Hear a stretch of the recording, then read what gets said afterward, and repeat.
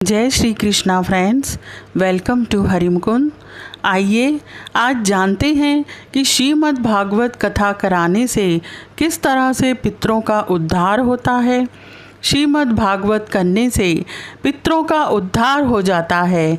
भागवत पुराण करवाने वाला अपना उद्धार तो करता ही है, अपितु अपने 7 पीढ़ियों का उद्धार कर देता है। पापी से पापी व्यक्ति भी यदि सच्चे मन से श्रीमद् भागवत की कथा सुन ले तो उसके भी समस्त पाप दूर हो जाते हैं। जीवन पर्यंत कोई पाप कर्म करता रहे और पाप कर्म करते करते मर जाए एवं भयंकर भूत प्रेत योनि में चला जाए, यदि उसके नाम से हम श्रीमद् भागवत कथा करवाएं तो वह भी वैकुंठ लोक को प्राप्त करता है। इसके पीछे एक अद्भुत एवं विचित्र कथा है। तुंगभद्रा नदी के किनारे किसी नगर में आत्मदेव नामक एक ब्राह्मण रहते थे। ब्राह्मण बड़े सुशील और सरल स्वभाव के थे, लेकिन उनकी पत्नी धुंधली बड़ी दुष्ट स्वभाव की थी। वह बड़ी जिद्दी, अहंकारी और लोभी थी। आत्मदेव जी के घर में कोई कमी नहीं थी, लेकिन उनकी कोई संतान नहीं थी। एक दिन उन्हें स्वप्न हुआ कि तुम्हारी कोई संतान नहीं, इसलिए तुम्हारे पितृ बड़े दुखी हैं और तुम्हारे दिए हुए जल को गर्म श्वास से ग्रहण करते हैं। आत्मदेव जी को बड़ा दुख हुआ। सोचने लगे कि मेरी संतान नहीं, इसलिए पितरों के दोष से ही मेरे घर में गाय का कोई बछड़ा नहीं होता और ना ही पेड़ पर फल लगते हैं। संतानहीन व्यक्ति के जीवन को धिक्कार है, वह तो इहलोक परलोक दोनों ही में दुख पाता है। एक दिन सब कुछ छोड़ छाड़ कर दुखी मन से आत्मदेव जी सीधे वन चले गए। 2-3 दिन तक वन में विलाप करने के पश्चात एक दिन उन्हें वहाँ एक महात्मा के दर्शन हुए और अपने दुख का कारण बताया। महात्मा ने आत्मदेव जी को एक फल दिया और कहा कि इस फल को अपनी पत्नी को खिला देना, इससे उसका पुत्र हो जाएगा। आत्मदेव जी घर आए और अपनी पत्नी धुंधली को वह फल दे दिया। धुंधली ने सोचा कि ये पता नहीं किस बाबा से उठा लाए हैं, फल खा के कुछ हो गया तो चलो संतान हो भी जाए तो उसे पालने में कितना कष्ट उठाना पड़ता है। मैं गर्भवती हो गई तो मेरा रूप सौंदर्य ही बिगड़ जाएगा। ऐसा सोचकर उसने वह फल घर में बंधी बंध्या गाय को खिला दिया और आत्मदेव जी से कहकर 6-7 महीने के लिए अपनी बहन के घर चली गई। कुछ महीनों के बाद बहन का पुत्र लेकर लौटी और आत्मदेव जी से कहा कि मेरा पुत्र हो गया। आत्मदेव जी बड़े प्रसन्न हुए और धुंधली के कहने पर उस पुत्र का नाम धुंधकारी रख दिया।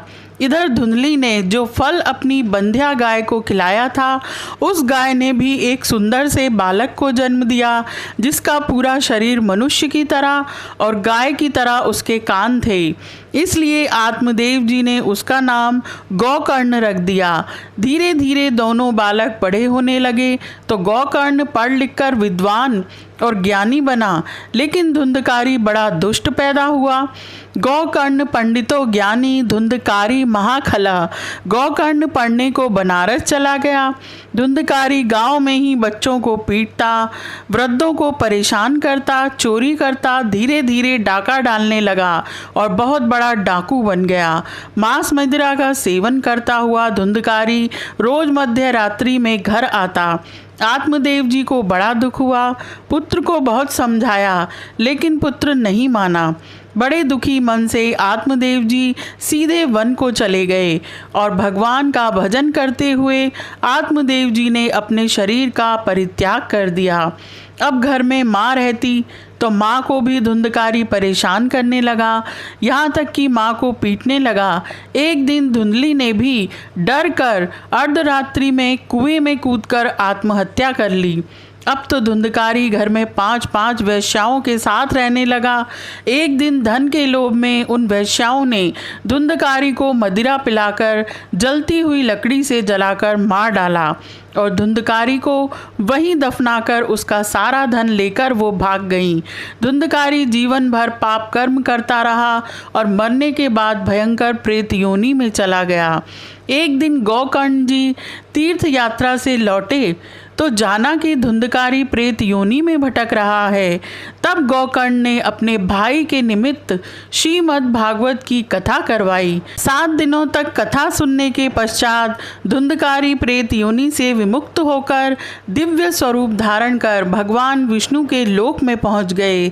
इसलिए पितरों के निमित्त श्रीमद् भागवत कथा करवाने से पितरों को मुक्ति मिल जाती है। श्रीमद् भागवत कथा सुनने का फल क्या है? मानव जीवन सबसे उत्तम और अत्यंत दुर्लभ है। श्री गोविंद की विशेष कृपा से हम मानव योनि में आए हैं। भगवान के भजन करने के लिए ही हमें यह जीवन मिला है और श्रीमद् भागवत कथा सुनने से या करने से हम अपना मानव जीवन में जन्म लेना सार्थक बना सकते हैं। श्रीमद् भागवत कथा सुनने के अनंत फल हैं। श्रीमद् भागवत कथा सुनने से मनुष्य को आत्मज्ञान प्राप्त होता है। भगवान की दिव्य लीलाओं को सुनकर मनुष्य अपने ऊपर परमात्मा की विशेष अनुकंपा का अनुभव करता है। श्रीमद् भागवत कथा करने से मनुष्य अपने सुंदर भाग्य का निर्माण शुरू कर देता है। वह इहलोक में सभी प्रकार के भोगों को भोग कर परलोक में भी श्रेष्ठता को प्राप्त करता है। श्रीमद् भागवत कथा मनुष्य को जीना सिखाती है तथा मृत्यु के भय से दूर करती है एवं पितृदोषों को शांत करती है।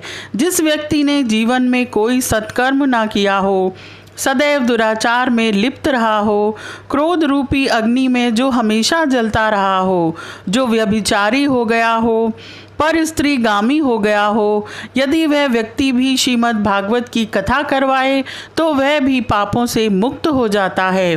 जो सत्य से विहीन हो गए हों, माता पिता से भी द्वेष करने लगे हों, अपने धर्म का पालन न करते हों, वे भी यदि श्रीमद् भागवत कथा सुने तो वे भी पवित्र हो जाते हैं। मन वाणी बुद्धि से किया गया कोई भी पाप कर्म, जैसे चोरी करना, दूसरों के धन से अपनी आजीविका चलाना, ब्रह्म हत्या करने वाला भी यदि सच्चे मन से श्रीमद् भागवत कथा सुन ले तो उसका भी जीवन पवित्र हो जाता है।